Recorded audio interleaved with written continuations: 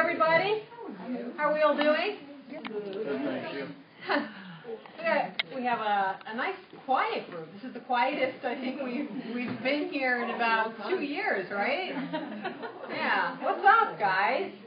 I never heard everybody so not chatty in a really long time. And I apologize for the lack of all of the men here, but apparently they took a road trip. So tonight is almost girls' night out. So we're gonna talk about lots of girl topics just to embarrass any man that does happen to be in the room. Okay.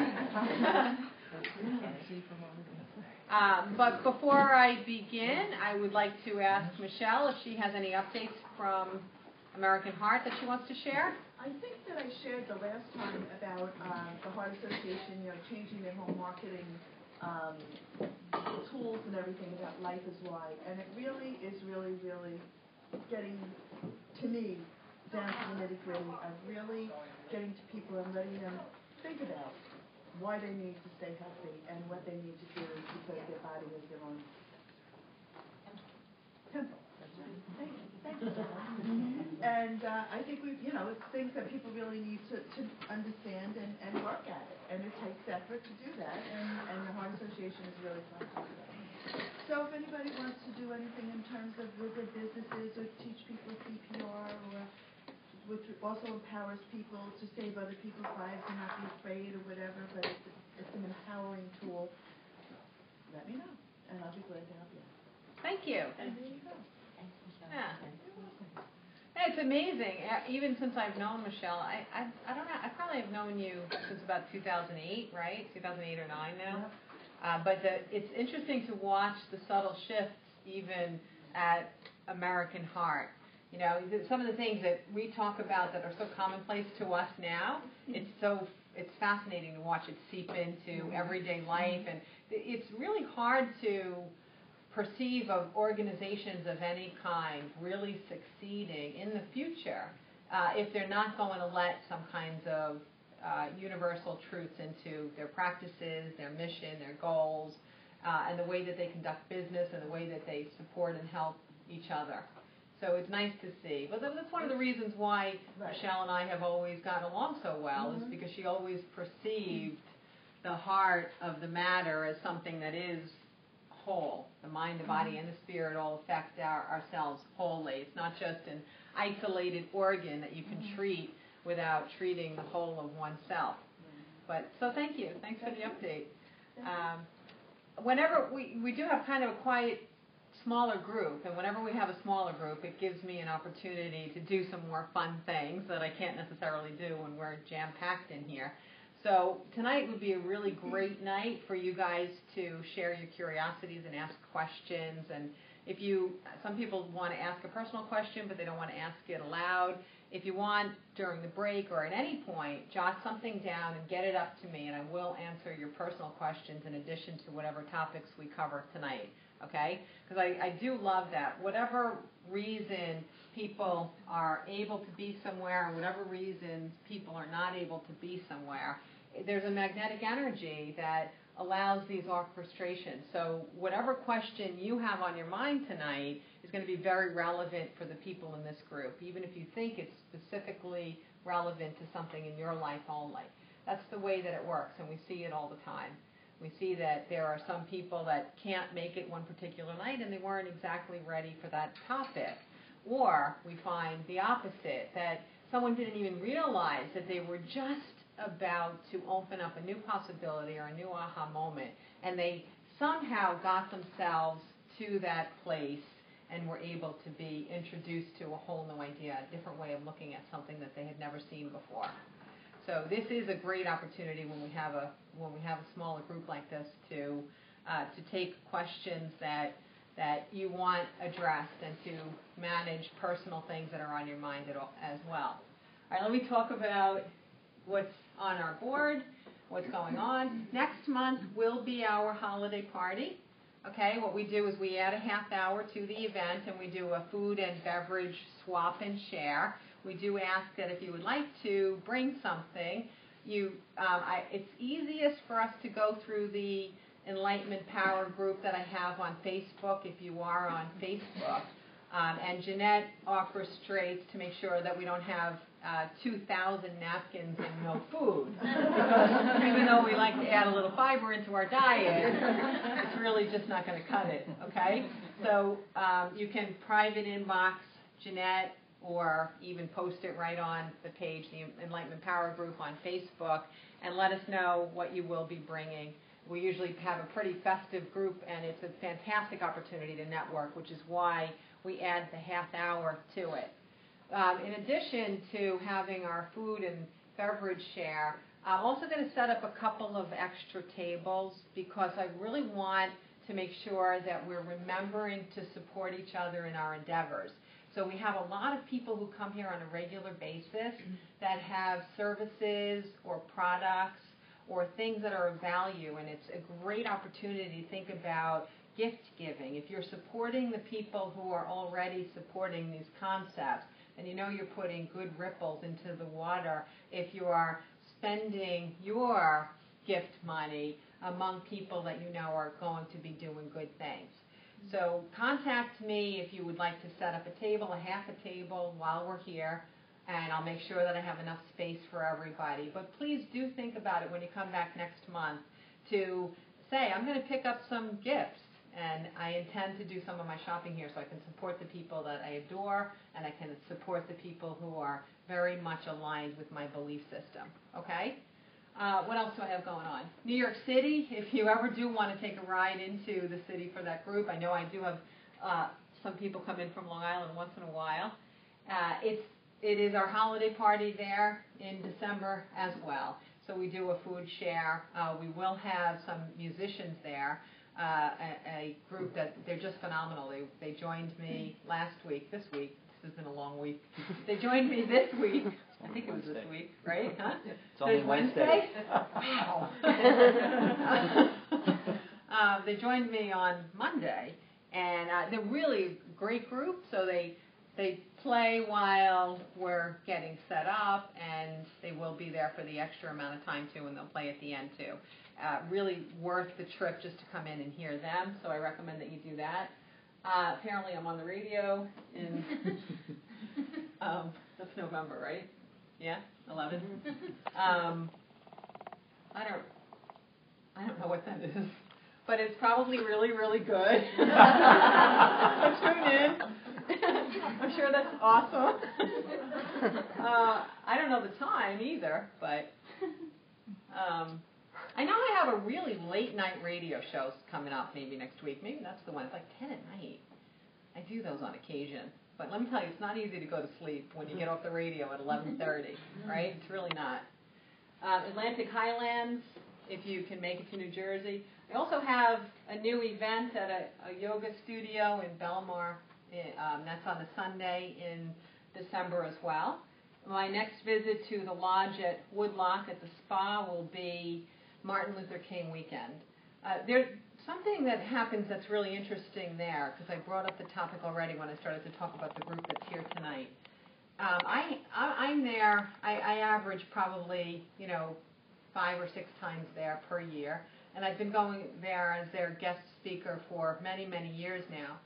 And what I see there is I see fantastic examples of people who get there that weren't expecting to be there, people that had planned cancellations and wind up being there, people who come in a group and one person in the group wound up not being able to come at the last minute, and then the group is clustering together saying, wow, there's no way that he or she was ready for exactly what's going on here this weekend. But it's fascinating how many times, because when I speak there, I speak Friday night, Saturday night, and Sunday night. So sometimes if you're new to this and you only hear one idea, it might not be sinking in yet. But then when you come back and you're meeting the same people, and you come back the following night and the following night and the following night, and all of this is settling in, and you're spending your days getting evidence that the universe is having a conversation with you, it can be a life-changing experience. So oftentimes I find, like I remember once there was this really big snowstorm when I went, and everyone was thinking I wasn't going to make it, but I made it. And Kennedy Airport was shut down, And so there was like this mixed group of people who just kind of figured out how to get there. And there was a couple of people that had tickets to go to Paris. There were some people that were supposed to be flying out to Florida. But they're like, oh my gosh, I can't not do anything, right? Your bags are packed. So they came there.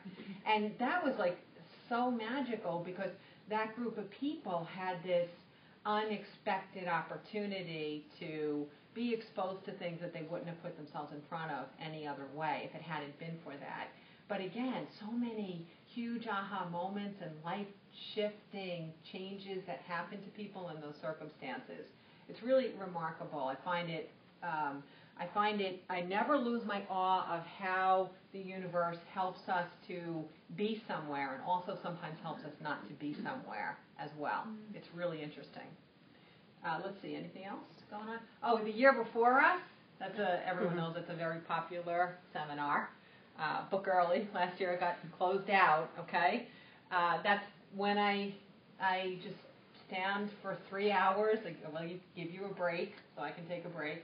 But for 3 hours, all I'll do is open up that conduit and talk about the energy for 2015 and give you some insight into what we can expect to be happening globally, locally, individually, and different ways that you can embrace the energy so you can be on the inside track rather than being on the outside track.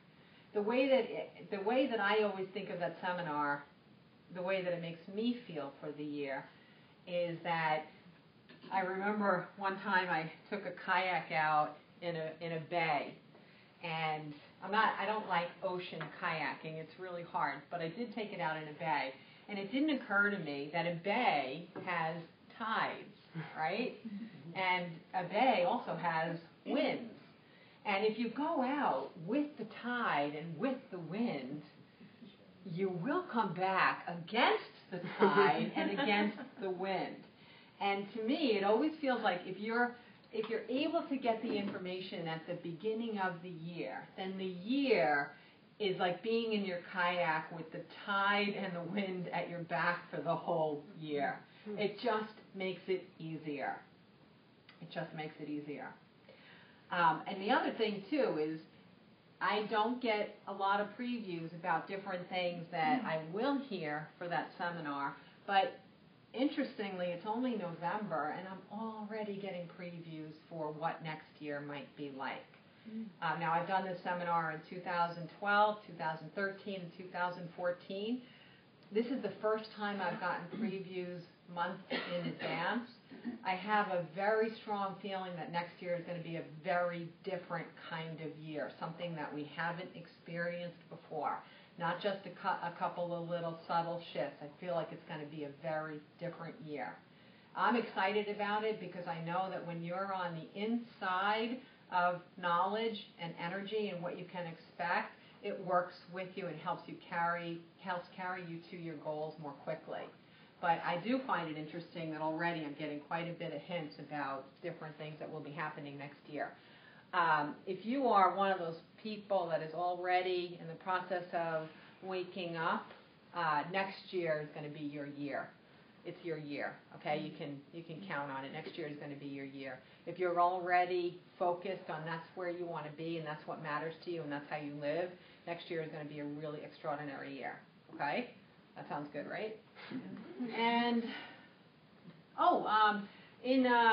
don't know if anyone will happen to be in South Carolina. Charleston I'm the keynote speaker. I think it's a Thursday, and I think it's 2/26 at an organization called Center for Women. Charleston, South Carolina, if any of you spend any great amount of time farther south, you'll find that we are ahead, sometimes by a year, sometimes by several decades, and sometimes I'm really trying to be very kind here, and I'm also being conscious of who's live streaming. I'm doing a little geography check of like how far south anyone live streaming might be. But I can tell you that in the amount of time that I have spent in North Carolina and South Carolina over the last few years doing seminars, it is fascinating that women's issues are behind us. You know, we might think we have a long way to go here, but when you step back in time by moving a little bit south, it's interesting how much it has not exactly caught fire.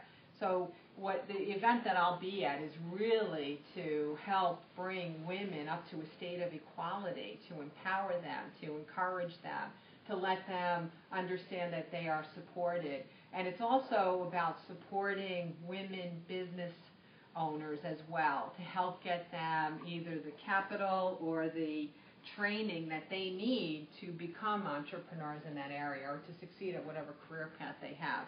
So that's if you do happen to be in that area, or if you know someone that lives there and you're thinking of taking a vacation in March, that would be February. That would be February. Consider it to tack it on there. It would be an interesting thing. I did just announce 3/26, Thursday, March 26th through March 29th. We'll be giving a seminar in Jacksonville, Florida. It is on the beach. It's Jacksonville Beach. And the topic is Make Your Tomorrow. And what we will be doing in that seminar is we will be focusing on past, present, and future, possibly in a way that you have never looked at them before, okay? Not only will we look at the past of this lifetime and figuring out ways to resolve issues, to make peace with things that have happened, to comprehend the whole of your journey. Not only will we look at that, but we're also going to be dabbling into past lives as well. The things that might be relevant to you or might be underlying an energy or a goal or an intention or a block that you have in this particular life, we're going to be looking at that as well. Then we're going to be looking at what do we do when we resolve the past? How do we turn it into understanding our power in the present? So how do we take that and convert it to an energy so that this is the power point in our lives? We're going to be doing exercises to make this a powerful moment, that we learn how to make every moment powerful. And then we're going to learn different techniques to project that power into manifesting what it is that we want from our future, in relationships, in wealth, in career, in our body harmony. So this is going to be a very, very comprehensive look at exactly how you are in the driver's seat of your own life and how you can amp up being in the driver's seat and direct it in a more laser-focused way. Okay? Sound good? All right, so I'll see you in February in Charleston, and I'll see you in March in Jacksonville. All right. So that's it. So does anybody have any thoughts or comments or things that they want to share to begin with tonight? I know some of our verbal men are not here tonight, so would anyone like to represent the men that aren't here? I was going to share, but not going to do that. So, in September, I got the opportunity to be an extra in the show Orange is the New Black. So I don't really know anything about film or TV or anything other than what's on my screen when I turn the TV on. And I was absolutely mind blown about the time and energy and how everything is orchestrated to make what in their mind come onto our TV screen. So I've just been fascinated, not that it's something I want to do, but just with the idea of it and the intricacy, and really powerful. So then this past weekend, my friend who kind of got out of a bad relationship said to me, do you want to go on a double date? And I'm like, yeah, no question. Whatever it is, I'm there. I'm trying to be supportive of her. She's like, do you want to go see this movie? So she's like, we're going to go see Interstellar. It's a brand new movie that just came out, and I didn't know anything about it. I did not know it was 3 hours long. Oh, wow. But what I did come to find is that I'm bawling my eyes out at the end of this movie because it is so amazing that Hollywood and these directors and these actors and actresses are making themes related to what this life is about, like, appear before your eyes. And I was just mind blown because I cannot believe that they're getting getting it. And these actors and actresses are getting into these roles that are just depicting it, and what the movie's about, it was a cool spin on what they did with it, but the themes, the underlying themes about time and space not really existing and this life, I was just absolutely mind blown. So I would see the movie. I think it might be up for an award this year, Okay. but I'm just, That's really cool. fascinated. That's really cool. Totally fascinated. That's good to hear. It's good to know. Many years ago, my guides, your guides, our guides suggested that our new places of leadership are not going to be where they were traditionally. It's not going to be our political leaders and not our religious leaders anymore. You know, that ship has sailed. But where the new leaders are going to be coming from is it'll be coming from where we place our value. And we place our value in entertainment now. That's the way that it is. We place our value in entertainment. So it'll be artists, musicians, actors, actresses, and so on. It'll be entertainers. And when I started to, come out with the things that it is that I've been getting, I noticed that these themes were really starting to pop up in movies, and it was very strange for me to watch a movie while everyone else is watching it as an earth person, and I'm watching it from this universal truth perspective. And I have to tell you, there was a series of like 4 movies I saw in a row during that period that were really hitting on these themes, and I was filled with, joy and optimism and the feeling of us moving in the right direction.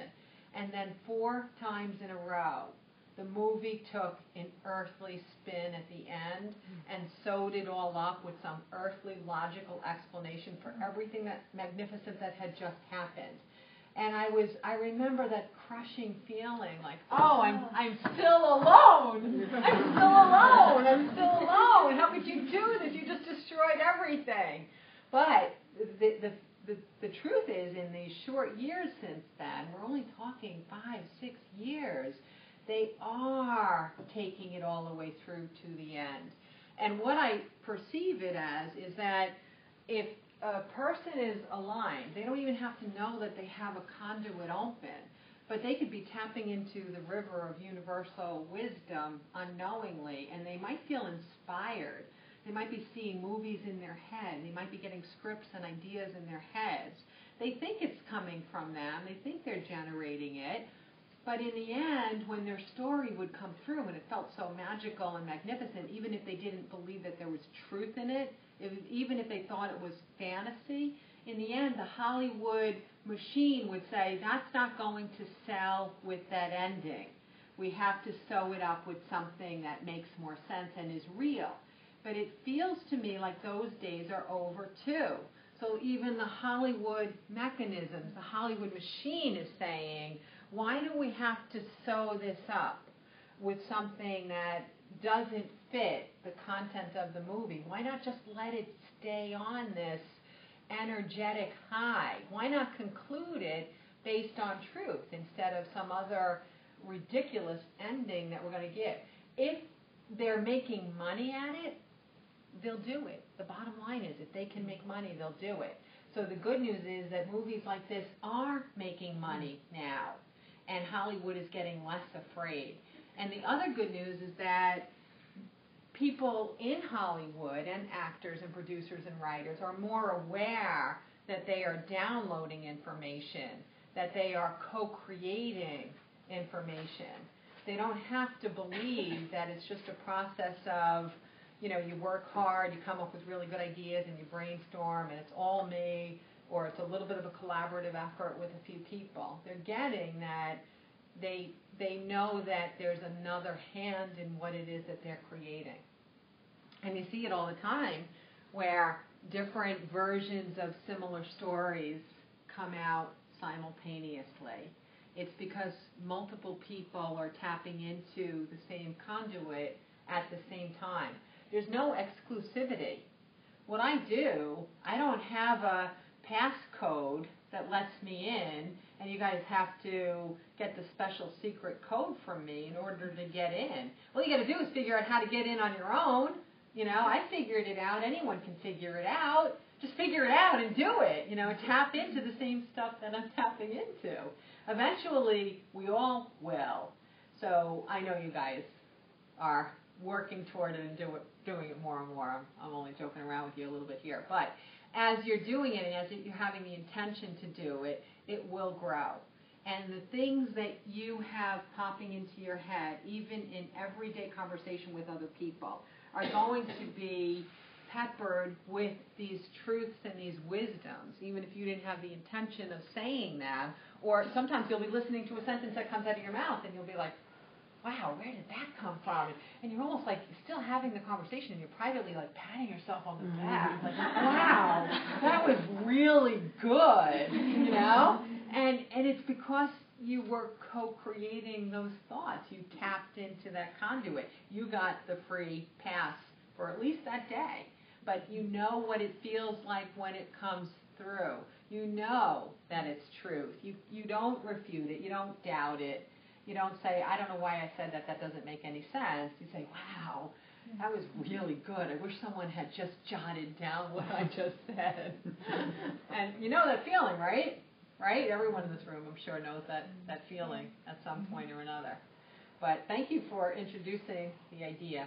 I don't know that I could find 3 hours to sit in the theater at the same time. If I knew, I would have said, So the fact that I didn't know that I was meant to. All right, so I'm gonna erase from everyone's memory. It is. Everybody, look up at the light. Okay, it's a quick 1 hour, 40-minute movie, and I'm like, how long is this? And then when it got going, I was like, oh my God, I'm crying, and this. I was like, keep it coming, let's go. Okay. When's part two? Good to know. Anyone else have any shares? Any whispers from the universe? Any very cool happenings?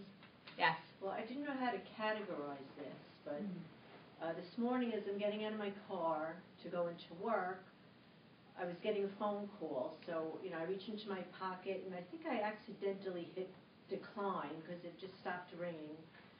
So I saw who it was, a friend of mine. So I went into work, and I'm busy doing what I'm doing. A couple of hours later, he sends me a text message. So I look at the text message, and then I look above that text message, and it was a text message from me, but I never sent the text message. Wow. And then when I looked at it closer, it said at the exact time, 8:32, that my phone was ringing. So the text message says, can't talk right now, I'll call you later. I did not send that text message. Wow. So and I kept looking at it all day long. Yeah, November 12th. It's today, 8:32. So I have somebody helping me out, sending text messages. That's intense. That is so funny.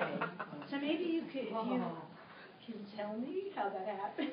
Did you get anything? Yeah. I will, 1 second. But I do see a lot of strange little phone miracles happen. That happened on your phone one night, right after a meeting? Yeah. And also things like I guess a phone like that can also play music, right? So. Oh, dear. If you ring me, mine will play music too. Until it gets to voice, and then it'll stop playing the music. But your phones might play music. And sometimes, randomly, somebody will be sitting in a car, not even, touching their phone, and all of a sudden a song will come on from their phone, playing randomly that's incredibly relevant to whatever was going on in their life right then. I see that happen, and it's absolutely amazing. And you're right, Nancy. One night you might have been there, right? Yes, I was there. Yeah, I was giving a private group, and it was kind of late, 10:30 at night, and we were leaving, and the home phone of where we were was ringing, and the hosts are like, well, why is the home phone ringing? It's a little late for the phone to be ringing. So they're like, they go to pick it up, and it's like, it's Karen Garvey. I'm like, but I'm right here, right? And I'm like, wow, that's so weird. So she picks it up and she's like, hello? Hello? And then all of a sudden she's like, well, there's nobody there. I don't even know who's calling. So then all of a sudden we realize she's hearing background noise, and it's she and I talking about me ringing the phone. But you can't accidentally dial on this. You just can't. And I don't have her home phone programmed into this. So we don't have any idea how it happened. Wow. So things like that do happen. I like the fact that guides can use electronics to get us messages. It just gives them one more place to play, one more place for us to be awed, and us to not feel nonchalant about, oh, yeah, another light bulb blew. I knew that, so-and-so was here. It gives them an opportunity to be very, very creative. Yeah. So pay attention to the signs that come through electronics as well. Do pay attention to them. They're meaningful. You were going to say something. Or was it? I was Oh, not. she was. Somebody was raising a hand Oh, over yeah, there. yeah, she was. Okay. Aaron. I'll get back to you, too. I said I would. Okay. So recently, the movie Pocahontas has been coming up really prevalently in the past week. So I'm driving in my car today, and I get total message, watch Pocahontas. In my head, I was like, okay, I'll watch it someday, I guess. So I went to the gym and I was actually reading the answers, and in the answers, the one Good story. Thank you. there's a whole passage about Pocahontas. Is there? Yes, and so then at the end of this essay, it says your task for the day: watch Pocahontas. You gotta be kidding me! And I was like, wow. Yeah. That is crazy. Yeah. It was weird. That's so fun. I do not remember that passage being I was in the telling my book. mom, so I was freaking out because my mom keeps talking about Pocahontas, and so it's me and my mom going back and forth, and it was just I'm reading this book on the list of books. That's what I've been reading it, and I was like, no way. That's very, very, very cool. Yeah. Very cool. Do you remember? I'm curious now, but what was the topic in the answers that that I was talking about? What was I talking about? What page number? Hold on. I don't remember writing about Pocahontas at all. Maybe you didn't. Yeah, most of the book had nothing to do with me. That's why I don't remember most of that book. So the whole thing is about being connected to nature. Oh, okay. So then that it would was make sense. perhaps a trivial example, but the Disney movie Pocahontas How helps funny. describe the original communications. And So then cute. I'm reading through, and at first I saw that and I was like, well, that was weird. And then it says, your task for today: respect others' soul songs, watch Pocahontas, and do one good deed for humanity. And I was like, okay, so I really need to watch Pocahontas. That's so funny. That's a good one. Thank you. That's a really good one. Very cool. My deed, I'm still working on it. I'm sure you did something accidentally. It's so normal for you, you don't even take credit for it. Right? Okay, so now back to you. I'm going to get an interpretation of what you're saying. What did it say again? It's just the message that was sent from on high says, can't talk right now, I'll call you later. Oh, okay. That was very simple. That it was one of your guides sending you a message just to remind you to tune in later on today. Okay? Or is that today? This happened this morning. Yeah. So have you been doing any of the practice stuff and trying to connect with your guides? Well, I've been meditating. I started meditating in the mornings now. Okay, so just think of it as a reminder to try to at least have, try for 3 times a week where your intention really is just to experience your guide in whatever way you do experience any guide, okay? Not having to say, I want to experience it in this way or that way or whatever, but just try after meditation, during meditation, just try to experience something, whether it could be tingling in your hands, it could be a song popping in your head, it could be something as clear even as what happened with Aaron. It could be just helping you to see very, very clearly that we have a message for you. All right? Thank you. Yeah, that's cool. That was a cool one. Very cool. I don't know who would want to give an example after Erin. So. Anyone want to take a crack at it after that? Well, I have something interesting going on. I've been having discussions with my employer that have been a little bit challenging, and trying to work out issues or problems, whatever, a request of mine as well. And I've been thinking about another offer that may be coming down the road in terms of employment, and just like mulling over all this stuff. So this morning I go into work, and on my counter is this little doll like this. I think there's a name for it. I don't know if anybody knows. Well, those are from like the Kachina doll yeah, or something? yeah. They're from one of the Mexican restaurants that gives them out. Right. So it's sitting on my desk, and I didn't put it there the night before when we closed up, and nobody else put it there. But it's supposed to be a little doll that you help, like you tell your problems Yeah. to. Yeah. Yeah. And it's supposed to help you resolve issues. Yeah. Yeah. Yeah. So, I have it. Oh, that's so cool. Yeah. It's called like a worry doll. A worry and doll, if you, that's it, yeah. If you tell the doll your issues, Right. and you can put it by your bed at night, or you put it under your pillow, the doll, Right, that's it, it the will pillow take doll. the worry away Yeah. from you, and when you wake up, you'll Yeah. have a solution, or the issue will be Right, resolved. that's it. That's very cool. That's very cool. That is cute. I like that one. Yeah. Cool. Anyone else? I would like to know something though. Before, like, I have a lot of like signs, and most of them I know what it means. Like with electronic, like my uncle trying to remind me about his anniversary, I didn't know at all. So electronics started playing in my house like alone, and oh my gosh, it's September 2nd. I have to call my mother because it's my mother's brother. So I didn't remember about the 1 month anniversary of my uncle's death. So things like that. Something that happened that stopped me immediately. I was thinking, what happened? And then I know right after why whatever happened stopped me from doing. So I kind of know, but there are many times, I don't know, maybe it happens to you, like I receive signs, many types of signs, even body sensations or tingling, or it's like I enter into a fog or something, but I know this is a sign, but I don't know what it means.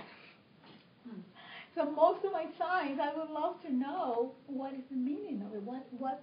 And I just ask, like, what do you want me to know? And sometimes I don't get nothing. Right. Like, how can we know? I hear you. There's another way of looking at this. When we are wanting to understand with more clarity the way that our guides are communicating with us, the signs can be very clear at times, and other times they're ambiguous. We just can know that we got a good hit or a good sensation or a message, but we really don't understand what it means or what they're trying to communicate with us, right? There's a couple of ways of looking at that. Number one, when you start to really remove the veils between you as a human and yourself as a soul, as an eternal being, you're going to be able to see more vividly all of these connections. They're just going to come to light. And so it doesn't have to be that everyone has a direct meaning for you. It's just stepping into the knowledge that everything is magnificent, and everything is co-created, and everything has purpose. So it's a reinforcement of the fact that you are not alone, that everything matters. So sometimes you don't have to know exactly what the message is. But the second part of this is that, especially if it's a sensation that you feel, it's a good way to step back and think of it as your guides were able to let you know that they're touching you, or that they're sending you love, or that they're there in partnership to you, and that you are never alone. And it is interesting. If it hasn't happened to you yet, it might sound a little bit weird. I do remember my first couple of years when this was beginning to happen. It was mind-blowing to me that guides could literally vibrate the cells of my body and make me feel sensations and make me experience different vibrations or sensations of touch or warmth or contentment or joy or whatever.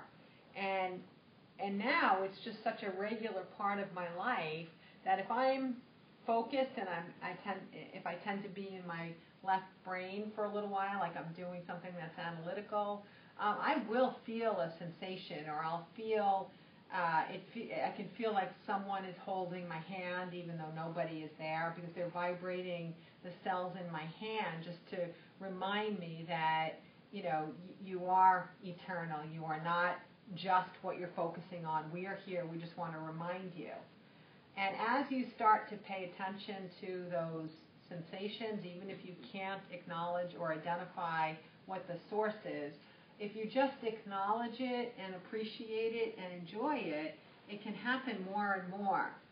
And then what starts to happen is that when you have something that feels awful happen, you will likely start to get like a rush of a feeling of love in your body.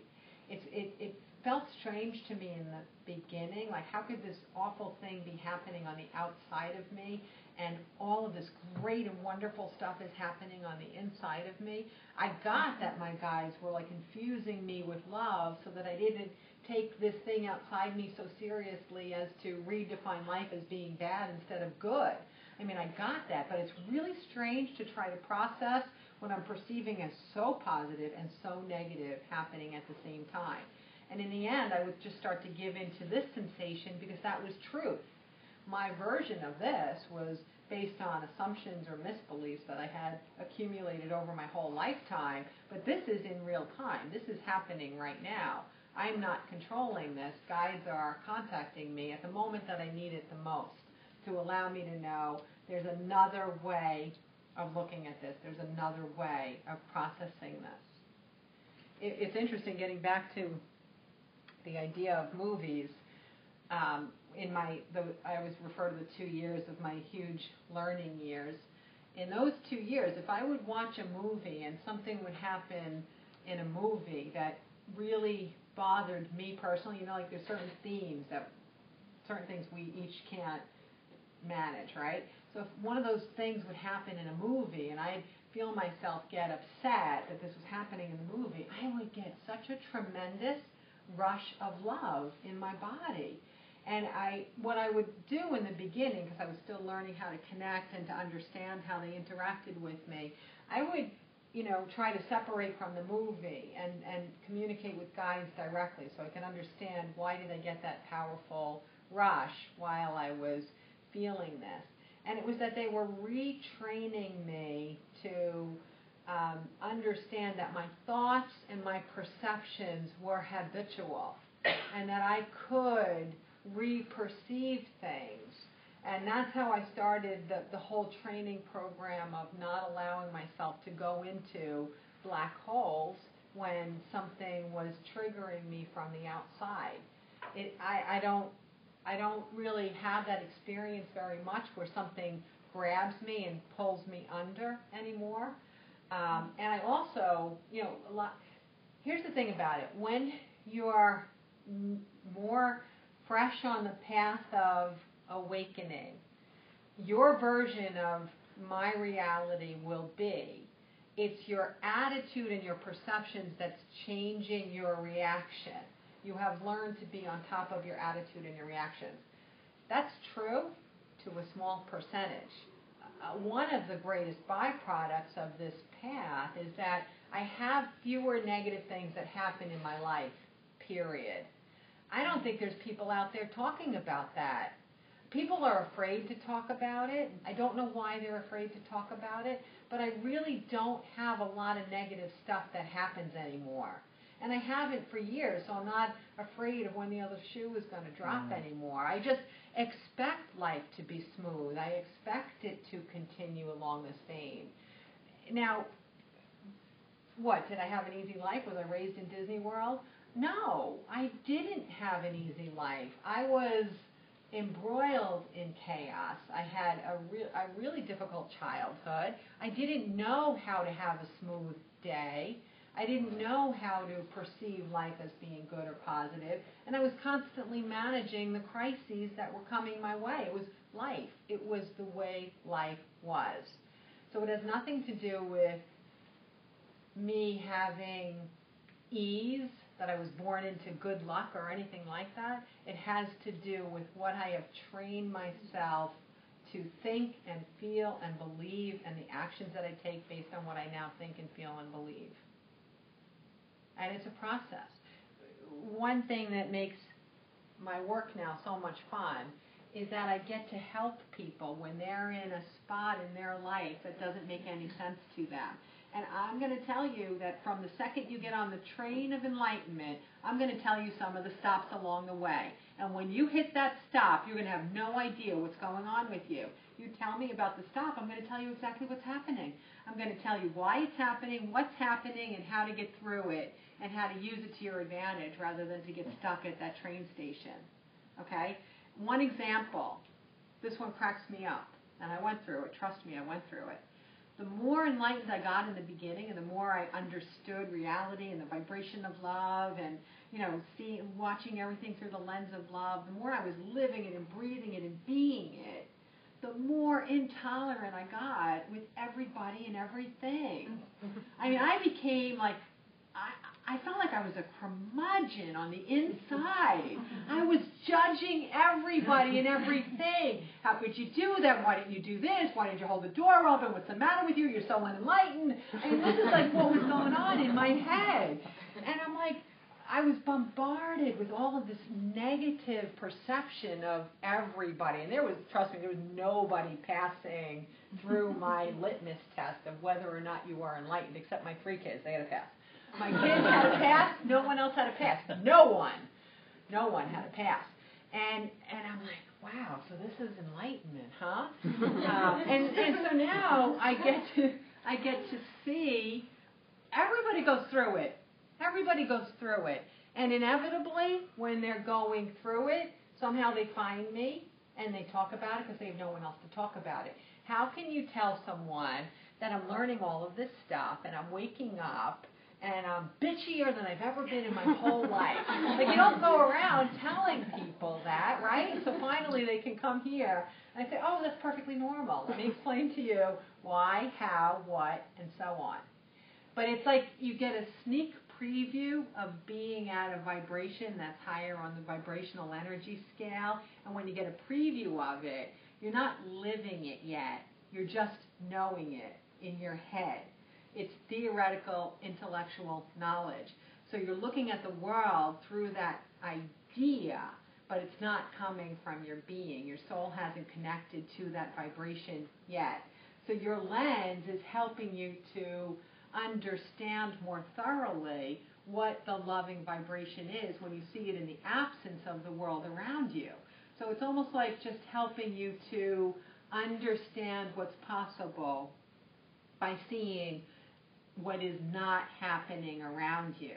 And little by little, it makes you feel encouraged in taking choices that are different than what might be typical about the ways people are behaving outside of you. But then you're going to get past that one, and trust me, there'll be another train station. And that one will be just as baffling. And then there'll be another and another. Here's another one of my all-time favorites. So, I'm getting happy, right? Isn't that what we all want? Is there anyone in this room that doesn't want to be happy? Right? Raise your hands now. So, I'm getting happier, and I'm telling you, it is a foreign feeling. It's really a weird feeling. And it's a scary feeling. You feel like you're out in outer space, like floating, and there's no ground underneath you. It's really, really weird. But then all of a sudden, I realized I'm losing all my friends. I'm losing everything because no one is finding me interesting anymore. Because I'm not complaining, I'm not commiserating, I'm not finding dire things to talk about, and I'm not topping people and how bad things can possibly be. So they don't know what to talk to me about if I'm always putting a pleasant spin on it. And so I'm not interesting anymore. And I'm like, oh my goodness, happy people are not interesting, are they? So I went through that phase of like the most intense loneliness.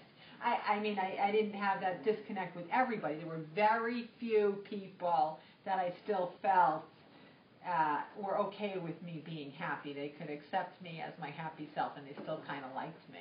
But for the most part, people just didn't like me anymore. So that was another milestone. I'm like, wow, this train station is really, really lonely. You know, when is it going to get better? And then here's the next train station. We'll see how many are here. We'll make a map to see exactly where you are in the past, okay? Here's another train station. Here's the one where you implement all of the tools and you're working your stuff out, you know. You've let go of people. You've cleaned out closets and drawers. You've got your affirmations going. Your I ams are written on your mirror. They're in your iPhone. They're all over the place. You know, you're really moving forward, okay? And then you realize you're on the outside of the dramas that you used to be in. And you hear, like, people are still doing all of their chaotic stuff that you used to be on the inside of. So you're like, how do I get back in? Why am I left out? This is terrible. I can't believe it. She called her and not me. Why did she not call me? Well, because for the last 2 years, you made sure she didn't call you in that circumstance. But then as soon as she really doesn't, you sabotage yourself and try to crawl back in. Then you're in for 15 minutes. You're like, what the hell did I do? What did I do? Right? So this was, when I was doing this, there were wall phones. We didn't have this advancement yet. So I would just, if I would put my hand on the phone, I'd say, don't pick it up, don't pick it up. Give yourself 30 seconds, give yourself a minute. Walk away, do something else. And if in a minute or in 3 minutes you still feel like picking up that phone and making that phone call to bring you back into the middle of this, then make the phone call. But first, walk away for 5 minutes. I had to force myself to not re-enter into the spaces of drama that I was so accustomed to.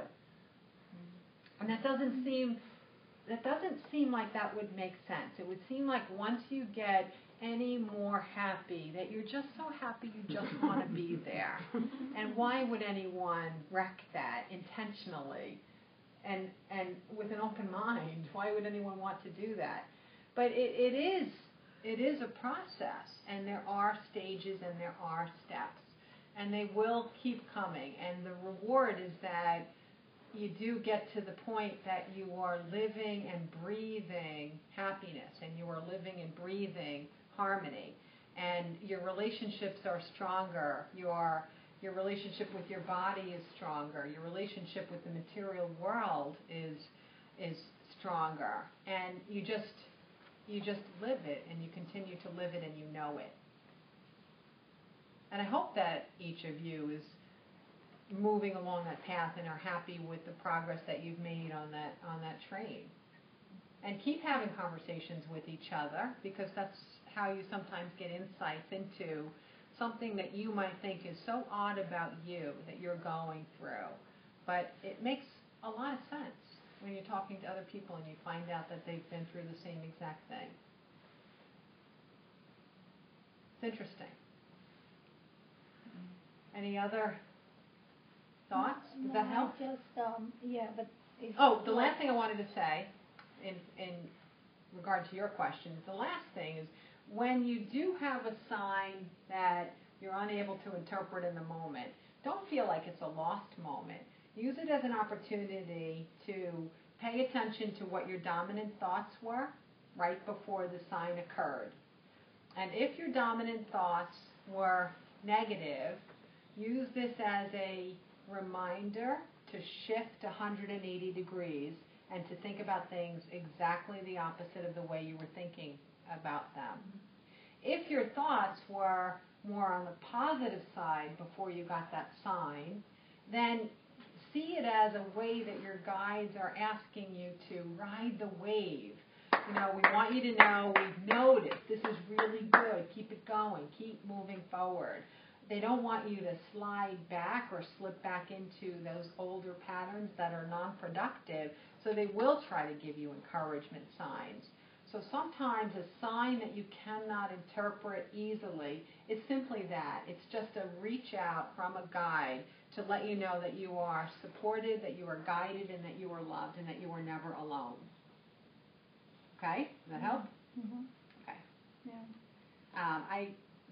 Time is going so fast tonight, but it is already 8 o'clock, so it's a perfect time for me to let everybody grab a cup of coffee and chat with each other for a little while, and we'll come back and talk again in 10 minutes.